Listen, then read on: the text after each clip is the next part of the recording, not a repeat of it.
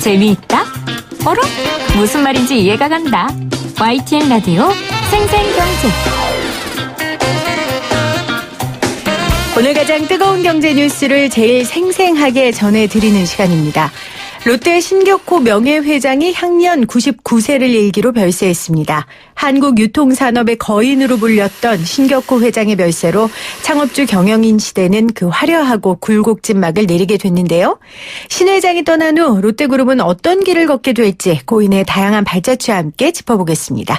박주근 CEO 스코어 대표 나오셨어요. 대표님 어서 오세요. 네, 안녕하세요. 우리 한 달 전이었나요? 김우중 회장의 별세 소식으로 모셨었는데 오늘 또 거인이죠. 네. 한국 경제계의 또 거인 별이 또 졌습니다. 오늘 신격호 명예회장에 대한 얘기를 좀 나눠볼 텐데 저도 오늘 이 신격호 회장에 관련된 기사를 보면서 이건 뭐 역사, 한국 현대사, 한국 역사다. 현대사를 그렇죠. 99세시니까. 네. 저도 굉장히 놀랄만한 스토리들을 이번에 많이 봤어요.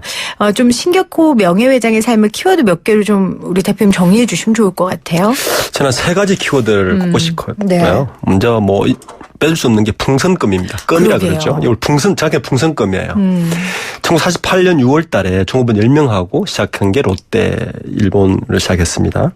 그 당시만 해도 일본에서는 이 껌이 외제라고 해서 끓였대요. 그 파격을 하고 인기를 끌었죠. 두 번째 키워드는 저는 롯데 호텔을 꼽고 싶습니다. 네. 왜냐하면 요게 이제 송도 롯데 호텔이 70년에 껌에서 쇳가루가 검출돼 가지고 걸린 적이 있어요. 이게 박정희 대통령 시절에 이제 비싸긴 하지만 이걸 무마해 주는 대신 우리나라에 제대로 된 호텔이 없으니 호텔을 하나 지어라라고 아마 이야기했던 것 같고 그 당시 호텔 지었던 금액이 경부고속도로를 닦는 금액 같았습니다. 그러게요. 1억 5천만 불. 사실은 이 호텔 옆에 조그맣게 지은 게 롯데백화점이에요. 그래서 이 유통과 관광이라는 사업을 새로운 사업으로 만든 게 이제 롯데 호텔입니다. 그래서 저는 이걸 꼽았고 마지막 키워드는 시게미스 다케오입니다. 네. 신격호 회장의 일본식 이름이죠. 아마 저는 고인이 된 신격호 회장이 일본, 한국 양쪽에서 정체성의 경계인으로 살지 않았을까. 그 인생은. 그리고 우리가 롯데란 이름이 그 샤롯데 에서 나왔듯이 원래 문학 소년이었죠. 문학을 꿈꾸다가 지금 사업인이 되긴 했지만 네. 본인의 꿈과 그 본인의 삶 자체가 이런 정체성의 경계성에서 살지 않으셨나라고 생각을 하고 있습니다. 네. 껌으로 시작한 사업이었습니다. 그리고 롯데호텔 같은 경우에는 사실 서울시의 굉장히 대표적인 시그니처라고 할 수 있는 곳이었죠. 호텔 롯데는 계속해서 소공동. 박정희 대통령의 지시로 지었고 신격호 회장이 호텔 롯데를 혈육으로 여길 만큼 굉장히 애착을 그렇습니다. 쏟았다고 네. 하더라고요. 지금 또 상장 문제도. 그래서 롯데그룹의 있고요. 지배 구조가 호텔 롯데로 시작합니다. 그만큼 애착이 네. 있고. 그리고 또 호텔 롯데의 시작이 그 껌의 쇳가루. 쇳가루가 있어서 시작했다라는 거. 네. 그 이야기도 참 저는 인상 깊었고. 또 하나는 일본. 뗄래야 뗄 수 없죠. 그렇죠. 그렇기 때문에 최근에 벌써 작년 일이잖아요. 우리 불매운동, 일본 맞습니다. 불매운동이 있었을 때 롯데 계열의 기업들의 물건을 사느냐 마느냐 논란이 있었고. 유니클로 지분의 50%도 롯데가 갖고 있습니다. 네. 그리고 그 전전년도죠. 박근혜 대통령 한참 청문회 관련 청문회 네, 네. 할 때 롯데는 한국계 기업이다. 네. 라고 또 그 회장께서 이야기하시기도 하셨었고요. 척박한 환경이었죠. 당시에 네. 자본력도 없고 어쨌든 개척자 정신으로 맨손으로 사업을 일궜다는 점에서는 지금 많은 경영인들이 사실은 기업가 정신으로서 본받을 점 분명한 것 같습니다. 따라갈 수가 없을 거예요. 그렇습니다. 그 정신과 열정은. 네. 물론 공이 있다면 과도 있습니다. 신격호의 롯데는 경영 성과에서는 A를 줄 수 있을지 모르겠습니다. 하지만 경영의 투명성이나 기업의 사회적 가치나 이런 면에서는 B나 C 정도를 받지 않았나. 특히 마지막 말년에 네. 형제의 난으로 룩진건에 대해서는 굉장히 가슴 아프지 않았겠나라는 생각이 듭니다. 그걸 지켜보는 우리는 눈살 찌푸리는 정도지만 사실 당사자에게는 아들들 간의 갈등이 그렇죠. 얼마나 아팠겠습니까? 맞습니다. 그 전에 사실 본인도 형제들과 이미 한번 겪었었죠. 이미 네. 한번 겪었기 때문에 그런 부분들에 있어서 사회적인 선한 영향력이라든지 아니면 경영의 투명성이라든지 이런 부분은 아쉬운 점이 있지만 일단 정말 1세대로서 산업의 성공 부분에는 정말 A를 주고 싶다라고 말씀을 하셨어요.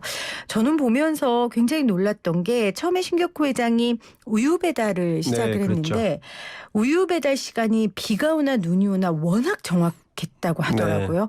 그래서 그 모습에 반한 일본인이 사업자금 6만 엔을 대줘서 선반용 기름 제조 사업을 맞습니다. 시작한 거다. 아, 이걸 보면서 대단한 분이다. 그런 생각은 저도 했습니다. 우리가 계속해서 한국과 일본 이 관련된 경계성에 계셨던 분이다라는 얘기를 했는데 사실 한국과 일본 굉장히 예민한 관계에서 이렇게 식품부터 유통, 관광, 석유화학 분야 대기업을 일구는 데 성공하는 데에는 굉장히 많은 어려움도 있었을 것 같고요. 결정적 성공 요인은 무엇이라고 보십니까? 롯데그룹의 결정적 성공 요인은 사실은 자본력입니다. 자본력. 네. 당시 6.25 그러니까 일제 치하를 벗어난 6.25를 지난 우리나라에는 자본이 없었습니다. 나머지 5대 그룹 중에 롯데는 일본에서 신격호 회장이 자본을 들고 온 거고 나머지 그룹들은 사실은 그 일본이 남기고 간 적하부라 공장이라든지 산업을 가지고 이제 토대를 쌓았고 네. 그 이후에 그 6.25 이후에는 사실은 미군정의 자본을 가지고 대부분 사업을 일으켰는데 유일하게 롯데는 신격호 회장이 직접 일본에서 자본을 읽은 그 자본을 가지고 1965년도에 한일 수교가 된 이후에 67년도에 롯데 제과를 만들거든요. 네. 그러니까 결정적인 자본이었다. 그렇기 때문에 기초 자본을 가지고 있었기 때문에 굉장히 안정적인 사업을 이끌고 나갔다. 그 뒤로도 다른 그룹은 굉장히 과도하거나 무리한 M&A 같은 게 이뤘다면 롯데는 처음부터 자본이 튼튼했기 때문에 굉장히 두드리면서 안정적인 사업을 일고 나간 것이 롯데그룹의 특징이다. 이렇게 볼 수 있습니다. 그리고 개인적으로 빚을 지는 걸 되게 싫어하셨다고 싫어합니다. 하더라고요. 그래서 땅이 많고 그 자본을 가지고 주로 자본 자체를 안정적으로 가져가는 것에 방점을 찍으면서 경영을 한 것이 이 신격호 회장의 특징입니다. 부동산 얘기하셨는데 사실 잠실 인근 가면 롯데월드라고 하잖아요. 그렇죠. 그러니까 그 놀이동산 롯데월드 말고 정말 이 근방이 롯데월드다. 롯데월드죠. 네. 그런 이야기 많이 하고 제가 들은 얘기로는 롯데가 산 땅은 땅값이 오르지 않은 곳이 없다라는 얘기가 있던데. 그렇습니다. 예. 네. 그만큼 롯데가 지금 부동산이 굉장히 많죠. 많습니다. 네.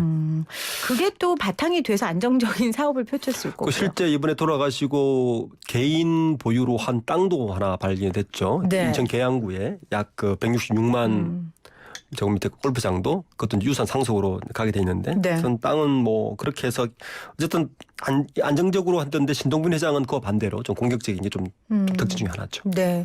그 부지 지금 말씀하신 골프장 부지가 가치가 4,500억대로 네, 추정된다고 그렇습니다. 하더라고요. 자, 오늘 신격호 회장 어제 별세했고요. 네. 관련된 이야기 지금 CEO 스코어 박주근 대표와 나누고 있습니다. 일제강점기에 일본으로 건너가서 기업을 일궜는데 한국에 들어오게 된 게 본인의 이야기로는 고인의 이야기로는 51년부터 시작된 한일회담의 진행 과정을 본인이 보면서 조국을 위해 무엇이나 해야겠다고 생각했다. 네. 이 이야기를 했거든요. 이 기업을 정말 연구하시는 대표님의 객관적인 얘기가 궁금해요. 롯데는 일본 기업입니까? 한국 기업입니까? 이렇게 단순하게 물어볼 문제인가요? 현재 롯데그룹의 지배 현재 구조를 보면 네. 한국 기업은 맞습니다. 그렇지만 그 상위의 구조를 보면 또 네. 일본 기업도 맞습니다. 실제로 그 신격호 회장이 67년에 롯데제과를 통해서 한국에 들어오긴 했지만 네. 당시 그 일본의 롯데 상사 59년도에 부동산, 물산 등을 확대하면서 기록상으로 1988년도에 전 세계 부자 4위까지 올라갔습니다. 전 세계요? 전 세계 부자 포브스 네. 기준으로. 네. 그러니까 당시 얼마나 일본에서 사업이 호황했는가를 알 수가 있는 대목이었고 그 이후에 이제 한국 사업이 커지면서 지금은 한국 롯데가 훨씬 크지만 사실 신격호 회장의 전성기는 일본의 사업을 더 크게 이뤘다는 것은 맞는 것 같습니다. 그래서 법적 지배 구조상 현재는 일본 기업이 아니라 한국 기업이지만 네. 그 주된 기업을 일궜던 또 본사는 또 일본 기업이다. 네. 경계선상이 아직 있다. 저는 이렇게 보고 있습니다. 그러니까 그 경계선상에 있는 것도 사실 이제 한국 국민으로서는 여러 가지 문제 제기를 할 수 있는데 지금 사실 8328님도 문자로 좀 지적해 주셨지만 굉장히 다양한 곳에 지금 문어발식으로 펼쳐져 맞습니다. 있는 이런 기업의 모습들이 좀 지적이 되곤 했었거든요. 네네. 네. 그래서 아마 그 경계성에 있다라는 그 지적이 더욱더 짙어지는 것 같고요. 자, 앞으로 이후의 문제입니다. 사실 신격호 회장이 몸이 많이 아팠고 네. 이미 어려운 가운데 있었기 때문에 후계자 구도는 이미 정해진 대로 가고 있지만 오늘 일단 롯데그룹주들의 흐름은 상당히 좋았던 걸로 보이는데 이건 어떻게 해석할 수가 있어요? 저는 일시적인 현상이라고 봅니다. 그러니까 이제 오너가 돌아가셨기 때문에 네. 또 한 번 그 지금 한진가처럼 네. 뭐 분쟁이 발생할 수 있지 않나 뭐 이런 약간의 그런 상승 효과가 좀 있지 않나는 생각이 됩니다. 분쟁이 있을 건데 왜 주식이 올라요? 경영권 분쟁이 발생하면 네. 그 핵심되는 계열사들의 주가는 오릅니다. 네, 지금 한진칼도 그렇죠. 네. 네. 네, 그래서 아마 그런 효과가 있지 않나. 실제 경영 성과는 롯데는 그렇게 좋지는 않습니다. 네. 원래 굉장히 안 좋기 때문에 경영 성과로 오르는 주가의 부양보다는 좀 그런 쪽이 투자자들이 혹시나 하고 좀 오르지 않나라는 생각을 좀 하고 있습니다. 그 주가가 한진 경우에는 오르는 게 이제 오너 리스크가 워낙 컸기 때문에 그래서 이게 흔들리면 뭔가 이득을 그러니까 뭔가 경영 상태가 좋아져서 경영권이 좋아져서 주식이 오르지 않을까 이런 생각 때문에 될 수는 있어도 롯데 같은 경우는 이미 지금 롯데도 남은 숙제가 있죠. 왜냐하면 롯데는 크게 그 유통 식음료 그리고 그 석유화학이 있는데 네. 사실은 지금은 수익성이 그나마 나은 게 롯데케미칼인데 이 롯데케미칼이 롯데 주주가 완전하게 복속을 하지 못했어요. 이 롯데케미칼은 호텔 롯데가 좀 지배를 꽤 많이 하고 있고 네. 호텔 롯데는 역시 일본 홀딩스가 여전히 지배하고 있고 아직 IPO를 못했기 때문에 이제 여전히 불씨는 완전히 꺼졌다고 보기는 어렵다고 저는 봅니다. 불씨는 아직 꺼지지 않았다. 네. 그런 와중에 지금 신격호 회장이 유언을 따로 남기지 않았다고 알려져 네. 있어요. 사실 2013년부터 건강이 나빠졌고 제가 기억하기로는 재산 관리를 지금 한정후견을 받아서 네. 다른 곳에서 하고 있죠. 그렇습니다. 네. 근데 제가 궁금한 건 이렇게 오랫동안 몸이 안 좋으셨는데 어떻게 유언을 안 남기셨을까요? 이미 상당 부분 그 정리가 지분 정리는 돼 됐었고. 있고요. 지금 남아있는 지분이라고 해봐야 국내 롯데그룹의 5개 계열사의 지분 일부, 네. 롯데 지주, 롯데 제과, 쇼핑 정도, 1%도 안 되기 때문에 고개하고 일본 지분도 지금 많이 정리를 하셨어요. 일본의 핵심 회사가 광윤사라는 게 핵심이다. 여기 0.8%밖에 없고요. 네. 일본 롯데 홀딩스가 이제 핵심 지주인데 여기도 0.45%밖에 없어요. 그리고 이제 뭐 다른 합쳐서 한 6개 정도 지분이 있는데 이걸 다 합쳐도 전체 지분 가치가 5천억 그리고 땅 아까 말씀하신 골프장 한 5천억에서 1조 정도 예상하는데 이것은 향후 롯데 지배 구조나 진동빈 회장의 경영권에 전혀 영향성이 없기 때문에 굳이 유언을 남기지 않아도 법적 상속을 해도 뭐 아마 치명적이지 않다고 봅니다. 그러니까 신동빈 체제가 흔들릴 여지는 없지만 네. 지금 제가 들은 것만 해도 1조인데 네. 이걸 가지고 다툴 수 있잖아요. 특히 유언장이 없으면 어떻게 되는 거예요? 부인이 네. 1.5를 가져가고 나머지 자녀분들이 1대1을 가져가는 거죠. 네, 법적으로는. 법적으로. 지금 법정 부인은 어쨌건 법정 부인은 일본에 일본인이시고요. 계시죠. 일본이시고 네네. 그리고 자녀로는 신동주, 신동빈 그다음에 진영자 네. 이사장 그리고 신유미 씨. 그 서미경 서미경의 회장하고의 네. 현재 호텔 롯데 고문으로 돼 있죠. 그렇게 돼 있습니다. 그러면 이제 남은 재산은 그렇게 나눠 갖게 되는 겁니까? 네. 그렇군요. 그냥 나눠 가지라고 유언을 안 하셨을 수도 그럴 수도 있겠네요. 있는 것 싸우지 같습니다. 말고 네. 나눠 가지라고 그러셨을 수도 있겠네요. 근데 뭐 한진 같은 경우도 사이좋게 지내라고 했는데 지금 싸우시는 거 보면 근데 그 지분이 아주 경영권에 치명적이고 이러면 문제가 커질 수 있는데 지금 롯데그룹 같은 경우는 이미 경영권은 다툼은 거의 끝난 상태고 또 이제 기업 규모가 한진하고 또 다르기 때문에 1조 정도라도 네. 나눠 가지더라도 경영권 침성이기 때문에 그 정도는 제가 볼 때는 이 싸우지 정도면 않습니까? 사이좋게 나눠 가질 것 같습니다. 네, 그렇군요. 그 생각까지 아마 신격호 회장이 하신 것 같네요. 일본 롯데홀딩스 이야기를 아까 하셨는데 일본 롯데홀딩스 경영진의 힘이 중요했다. 그러니까 그 형제의 난 있었을 때요. 일본 롯데와 총수 지배가 상당히 밀접한 것 같은데 이것도 신격호 회장의 별세하고 나서 달라질 건 없나요? 그렇습니다. 왜냐하면 이것도. 아까 얘기했듯이 일본 롯데홀딩스의 신규 회장이 지분 자체가 일단 적고 네. 일본 롯데홀딩스를 지배하고 있는 곳은 광윤사라는 기업입니다.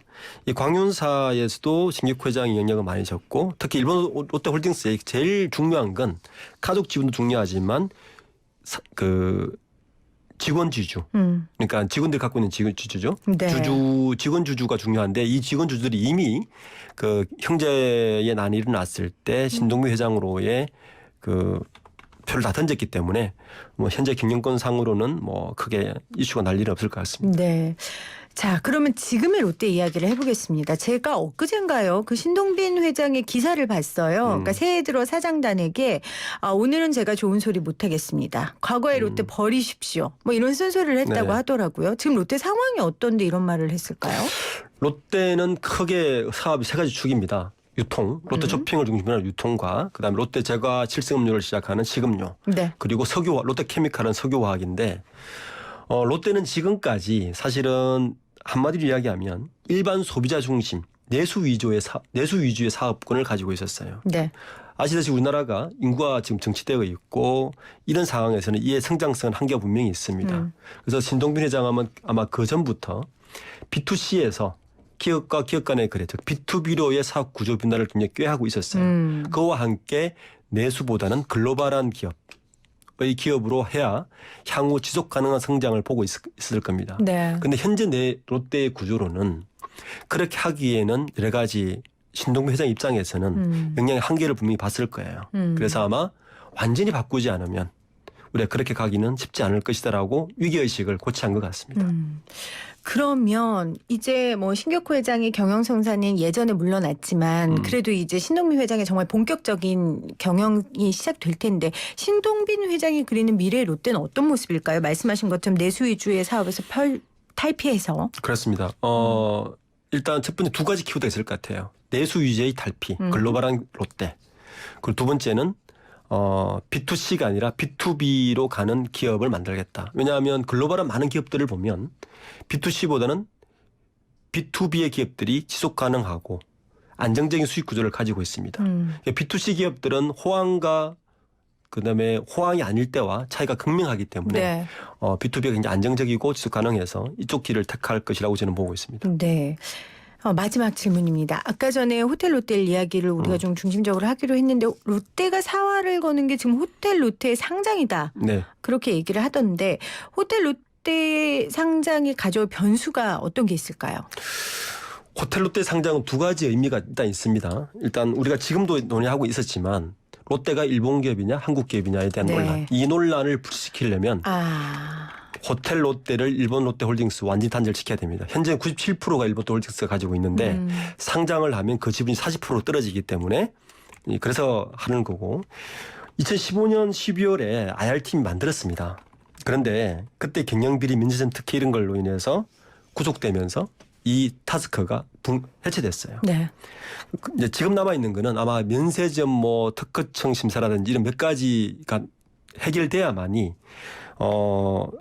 그 상장이 가능한데 요번 10월 달에 네. 다시 타스크를 만들었죠. 네. 그래서 아마 내년에는 올해는 본격적으로 호텔 롯데 상장을 아마 준비할 것 같습니다. 네. 껌을 팔아서 세계 5위까지 오른 정말 입지전적인 인물입니다. 한국 현대사를 상징하는 분이 아닐까. 한국 현대사의 기업들이 어떻게 성장했는지를 이분의 삶을 보면 볼 수 있지 않을까 싶고요. 대표님이 말씀하신 것처럼 명과 암이 다 존재한 그 존재였습니다. 신격호 롯데 창업주 별세한 소식과 함께 앞으로 롯데의 과제들 살펴봤습니다. 박주근 대표였습니다. 고맙습니다. 네, 감사합니다.